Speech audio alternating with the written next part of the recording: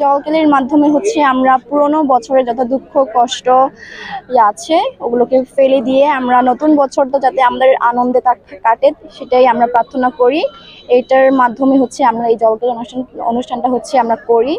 এটাই জলকেলিতে দেখলাম যে ছেলেরা মেয়েদের গায়ে পানি মারে, মেয়েরা ছেলেদেরকে মারে, এটার মেসেজ হচ্ছে নতুন বছরে যাতে নতুন ভাবে করে প্রেম ভালোবাসা শুরু হয় যাতে মানে একে উপরের থেকে হচ্ছে ঘৃণা এগুলো যাতে মুছে যায়। এটাই এটা কি করলে যায়? এটা এই যে জলকেলির মাধ্যমে ছেলে মেয়ের উভয় হচ্ছে পানি ছিটায়। এটার কারণে হচ্ছে আমাদের ট্র্যাডিশনাল স্টাইলে আর কি এরকম পানি খেলা করি, তারপরে দুঃখ কষ্ট সবকিছু মুছে দিয়ে পুরোনো বছরকে এইভাবেই বরণ করে নিই আমরা।